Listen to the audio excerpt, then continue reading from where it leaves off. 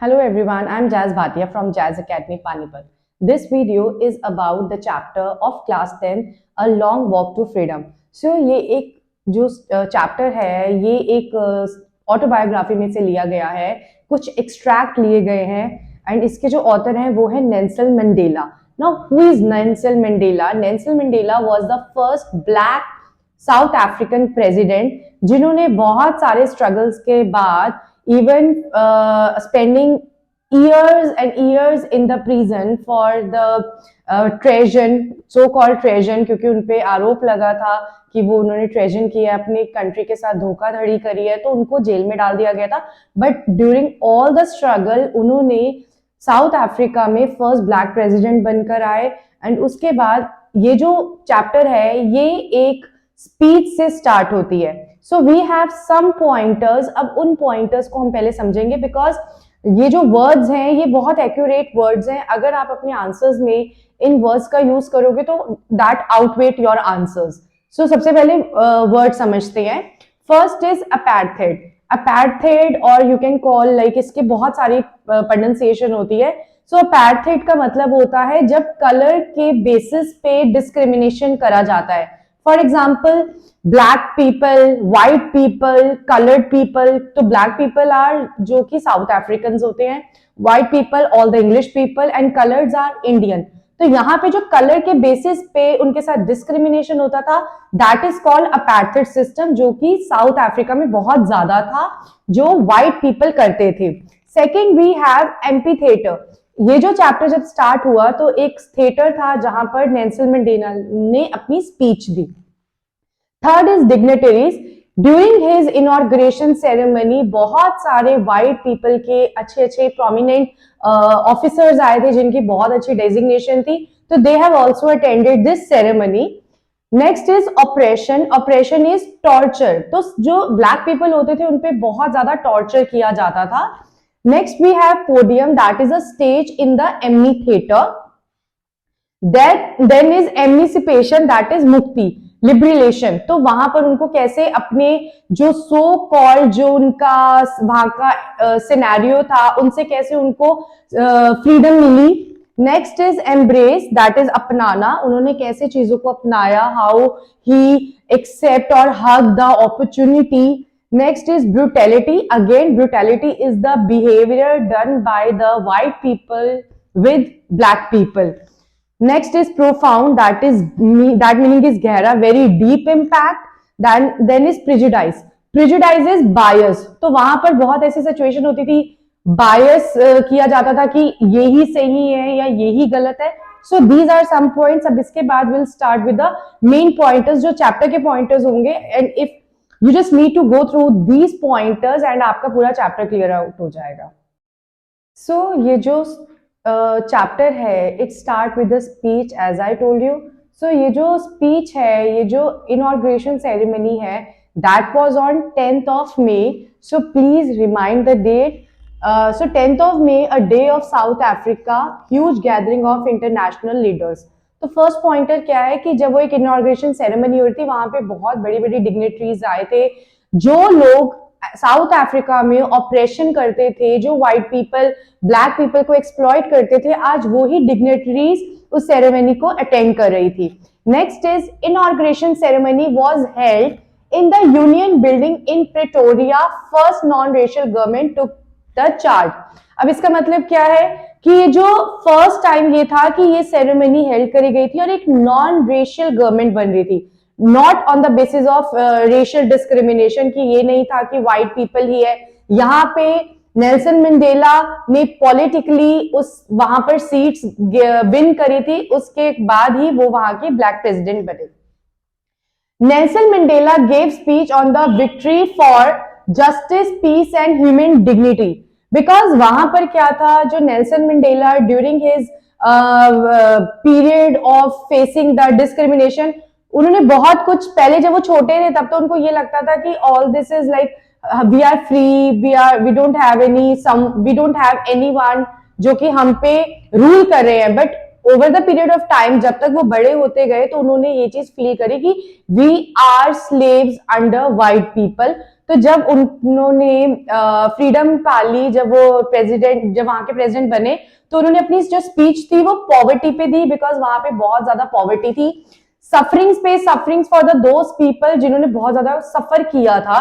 And next is discrimination, because discrimination was the one and the only most important point, क्योंकि वहां पे discrimination के basis पे उनको बहुत क्रूअल बिहेवियर, मतलब क्रूअल तरीके से उनको उनके साथ बिहेव करा जाता था। Mandela pledged to liberate his people from, this point has been covered.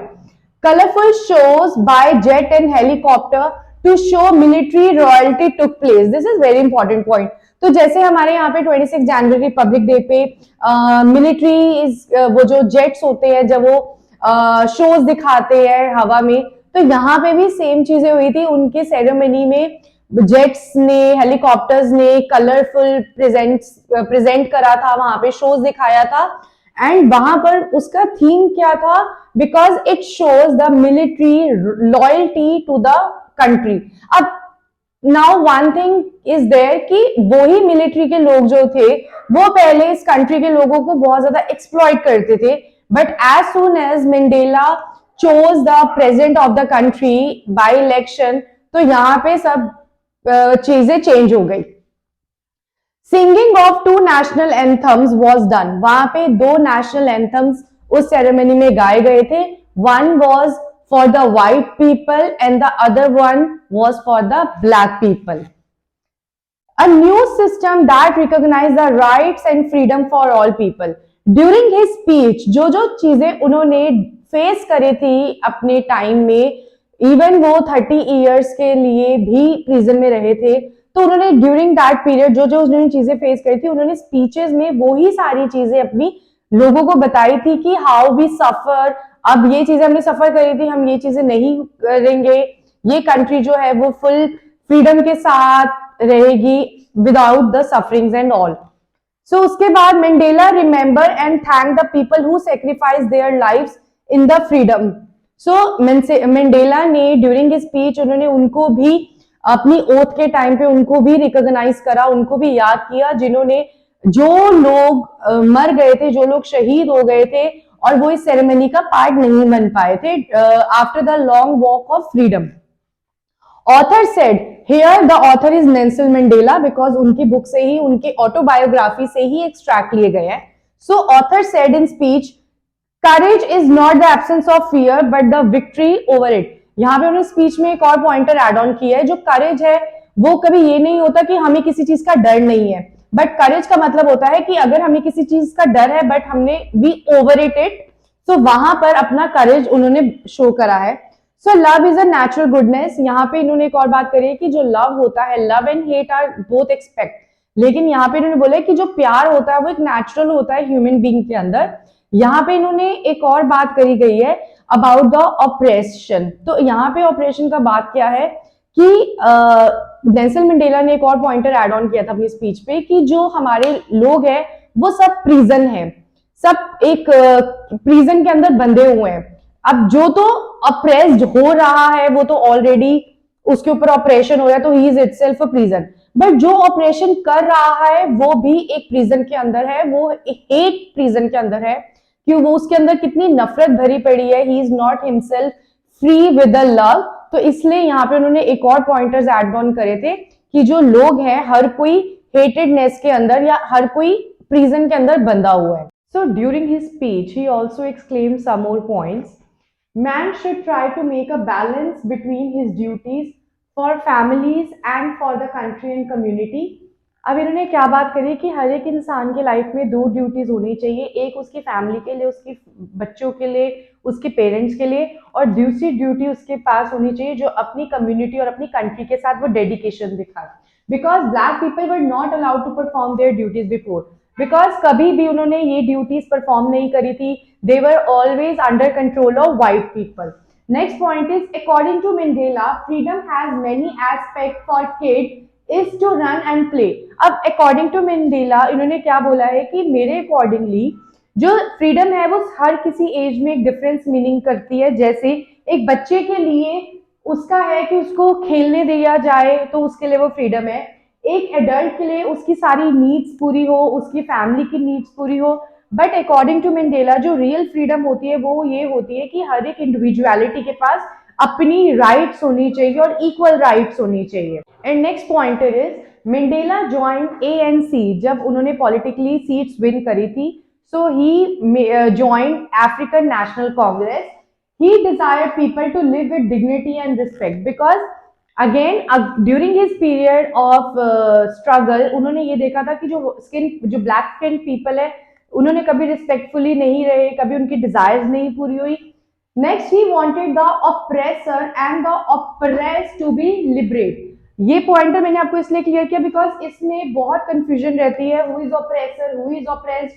तो ऑप्रेसर होता है जो क्रुएलिटी दिखा रहा है और ऑप्रेस्ड होता है जो उस क्रुएलिटी को बर्दाश्त कर रहा है। तो इन्होंने क्या बोला है कि जो ऑप्रेसर है और जो ऑप्रेस्ड है दोनों ही फ्री होने चाहिए। ऑप्रेस्ड किससे फ्री होगा? ऑप्रेसर से। एंड ऑप्रेसर किससे फ्री होगा? अपनी इनर हेटनेस से। Next is patience and preservation guided by discipline and system yield the desire result. अगर हमारे अंदर पेशेंस रहती है, अगर हम किसी चीज का सब्र करते हैं और प्रॉपर डिसिप्लिन के साथ, प्रॉपर सिस्टम के साथ, तो अगर हम कुछ भी चाहते हैं तो हमें उसके डिजायर रिजल्ट जरूर मिलते हैं। So here the chapter is completed. I hope it understand you well. If you have any doubt, you can DM me on my Instagram ID that I'll mention in the description box. And if you need any sort of notes or practice session, you can message me. So see you in the next video with more summaries in a very easy manner. Thank you.